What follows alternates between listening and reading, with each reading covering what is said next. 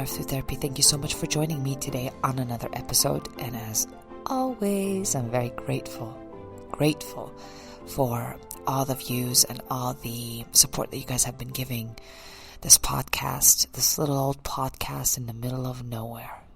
Glad you found me. I'm glad I found you.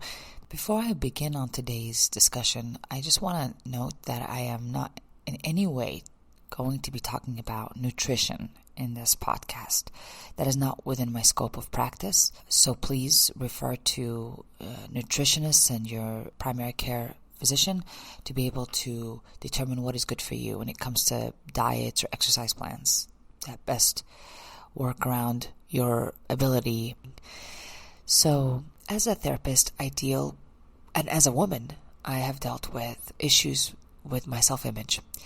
And a lot of the times, working in therapy, I'm confronted with this issue, whether it's by men or women. They're hitting blocks that they don't understand why, or they think they don't understand why. And their self-image is negative, and also they're very self-defeating. Their conversation about food and about themselves and what they're able to do or not able to do is very self-defeating. I don't hear success.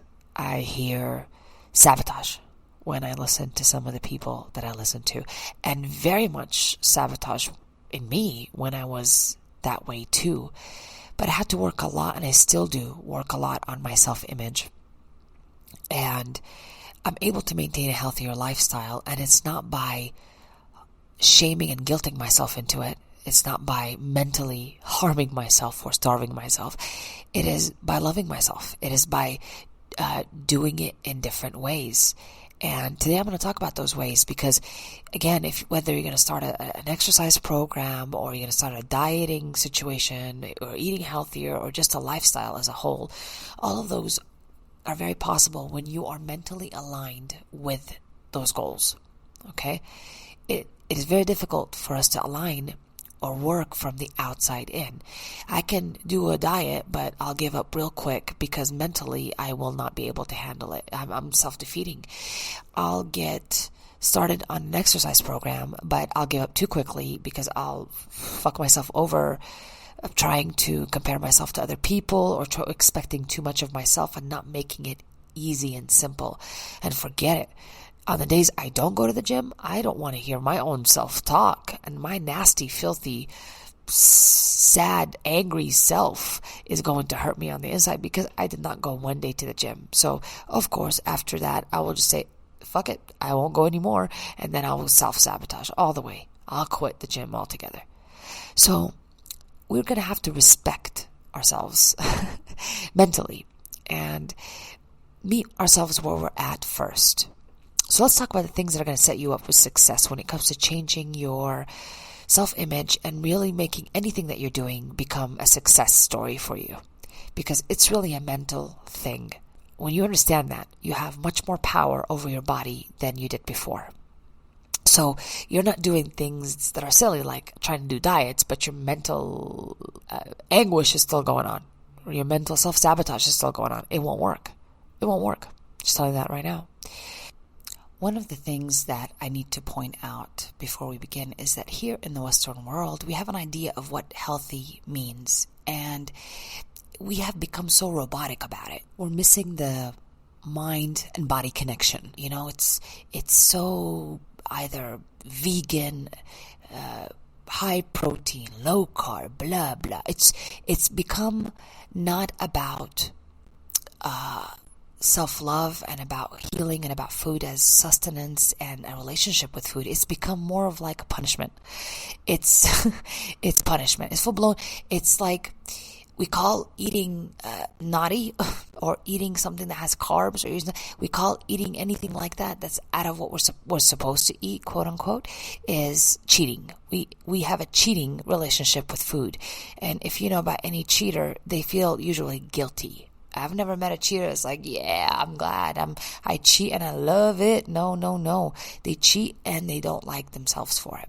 That's what the word cheating means. So sometimes you think you say words and it means nothing, but it means something.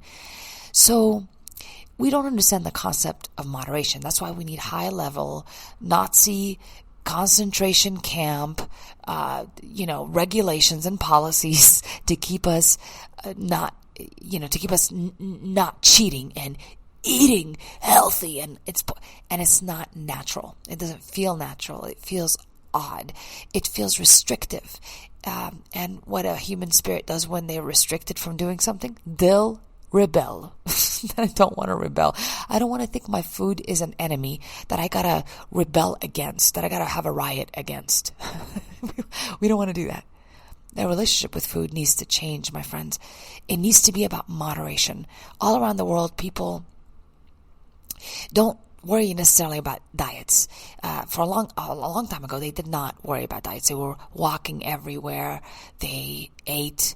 Their input was equaling their output. When they were hungry, they ate. When they were full, they stopped. All these concepts are wonderful. Moderation, everything in moderation. But of course, in our Western world, we have an all-you-can-eat buffet. And trust me, I love those. I am not talking shit about them at all, except the concept of them is not an everyday life type of thing.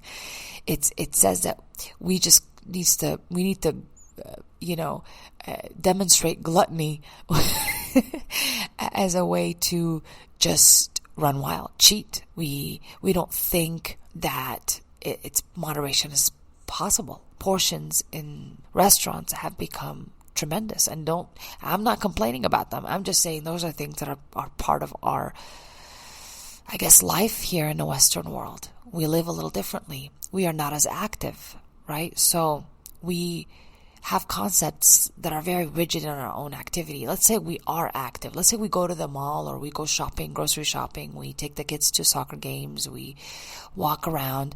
We call that activity. But a lot of us believe that we have to be at the gym, working out like this person who's right there on the treadmill, running 7 miles and sweating, and this other person that's, pumping mass amount of metal. I have to look like those people, and then I go into my own self-shaming, and then that becomes really a filthy conversation about exercise. So I'm just going to start to rebel once again. Do you see how much we're rebelling on the inside against something we know does not feel right? Right? I know within me, and I have to respect within me what works for me and what doesn't work for me. And I think we want to go back to the natural moderation, understanding moderation, especially if we grew up in a time, in a family, in a cultural environment that food was more of a comfort situation, or used as a way to comfort or pacify. Unfortunately, those are some of the reasons why people sometimes give food to children or feed children. So the point of this is that I want us to go back to what our ancestors were doing and what they were successful at doing. It wasn't just the Mediterranean diet or the keto diet or the blah blah diet or the paleo diet or whatever. Not all that. It's not all that. It's moderation. It's thinking moderately. It's not going to extremes. It's knowing our habits and being so self-aware when we're eating, being so self-aware of the relationship that we have with food, and being very self-aware how we talk to ourselves about our own bodies and about food specifically, right? So it's about self-awareness. That's how we moderate. But when we're mindlessly eating, then we could be in front of the TV and we can go get food and start eating. It's mindless eating. It's not really eating because of sustenance and there's a respect for it and there's moderate appeal to it. Rather, it's a extreme. It's an extreme that is almost a way to escape reality, right? I hope that makes sense. The next point I want to make, or the question I want to ask you, is what do you say about food? What is your conversation inside your head about food? Heck, even out loud, what do you say about food? It indicates your beliefs about food, about yourself when it comes to eating. A lot of those little beliefs that we have are so ingrained in us and very subconscious. I may not even be aware of what they are. I have to explore my habits to understand what those beliefs are. So, for example, if I always gave up on healthy food, then I have to look at what does my brain define healthy and why, what beliefs do I have about healthy food? Is healthy food boring, not fun, dry, not good enough? because that's all not true. Not true at all. Healthy food has been food that our ancestors ate. They didn't have processed food. They had regular food. Food that wasn't processed, wasn't done up to all to heck with food coloring. It was just regular food. So our mind is now making anything that's healthy just an enemy. An enemy, like we're being punished if we eat healthy, quote unquote. So watch out for those beliefs, because you are reacting on them. They're actually motivating the behavior that you have now with food, as well as specifically food. I was going to say exercise, but that works the same way with exercise. What beliefs do you have about exercise that are motivating your beliefs today? Do you think that you have to go all out every time you start exercising? Do you go to the gym and look at another person who's exercising and like well into their exercise habits and think, oh my God, I'm not there yet, and I become impatient with myself and start bludgeoning myself emotionally? I mean, is that what it sounds like in there? That's probably going to keep you very defeated on the inside. It is going to keep you further and further away from success, because you're still in the comparison game. Your language about yourself and about how you do exercise is not moderate. That's number one. It's not patient with you. That's number two. It's not respecting where you're at right now. And that brings me to the next point. We need to respect where we are right now. You cannot go anywhere without accepting where you're at. A lot of people have a hard time with this one, friends. Let me explain. It's like we're in denial. We want to shame ourselves when we talk about ourselves. We say things like, oh God, I have 15 pounds I gotta lose. Look at this belly. Look at these thighs. And we're not gentle or kind. We're not accepting. You're kind of just sitting there pointing out negatively and shaming yourself for your body. We can't do that. You either have to start in a happy place and that's where you go, or you start in a miserable place and that's where you're going to go. Does that make sense? You can't be miserable on the inside and think you're going to get to a happy place, a successful place, a place where it requires you to encourage yourself, where it requires you to see beyond the immediate gratification. It needs you to be patient with you, be compassionate with you in this process as you achieve your goals. I hope that makes sense, because it makes sense to me. It doesn't make sense, however, that you are continuously being disappointed with yourself and thinking that you being disappointed with yourself all the time is going to get you to a place of encouragement. I'm so sorry. When you're pointing out negatively what you're doing wrong and how terrible you are, there is no place you're going to go except downhill. Emotionally, that's where you're going to go. I need you to accept where you're at. I mean, accept whatever it is that you have. Accept where you're at. It's so important. People say, well, I know where I'm at. I didn't say, shaming and guilting yourself is not knowing where you're at. It's not acceptance. That's not what I mean by it. I mean, I love myself. I need to pamper myself. I don't want to make rules like, I'll only buy outfits and I'll get ready and I'll do my hair when I lose some weight. Don't make silly rules like that, because what's going to end up happening is that basically the command you're giving your brain is that, let me punish myself until I get there and shame myself every damn day by not getting dressed up, by not doing my self-care and grooming because I'm not worthy of the time. Do you think if you do that every day that you are going to reach the goal you want to reach? No, because when you don't like yourself, you will not do something nice for yourself. It's like when we don't like another person, more than likely, we're not going to do something nice for that person. Same thing with you. I want you to like you for you to do nice things for you. And when we like ourselves, we're going to treat ourselves nicely. We're going to respect and love ourselves with our eating, and respect and love ourselves with how we become active and how we look at ourselves and our progress, how patient we are with ourselves, how loving and kind we are and compassionate we are with ourselves. I need the resistance with food to start softening, because it's blocking your progress. It's going to block any progress that you would like to see with anything else, because there's a self-defeating climate on the inside of you that's not going to be conducive to success in any area, especially in getting healthy. So I hope that makes sense to you, because again, it makes sense to me. It makes sense to me. We got to get right with ourselves in order for us to stop using shame and guilt as a way to motivate ourselves to go to the gym, because it will only work sometimes. And then shaming or guilting ourselves when we do eat or we don't eat, right? In the way we eat or the way we restrict. We need to move away from this nonsense. It needs to be kind and gentle and compassionate, not shaming and regulations and policies. I don't understand how that's going to work. I don't. For many people, it appears to be counterproductive if I'm trying to remove your resistance away from food. But the thing is, I need that to happen. Let me tell you why. Because when you think about food and you're worried about food and you're obsessing about food, what you're really doing is increasing your cravings for it. So naturally, we have a conditioned response to food. We start salivating just like dogs do, and we start having, my stomach starts to hurt, all that good stuff, and I just start thinking I really need the food now because I've been thinking about it for so long. So thinking about food in an extreme way, whether I'm regulating it or binging it, it's obsessive, and it will result in your increased craving. That's why I need you to soften that resistance, you guys. I don't need you to obsess about food.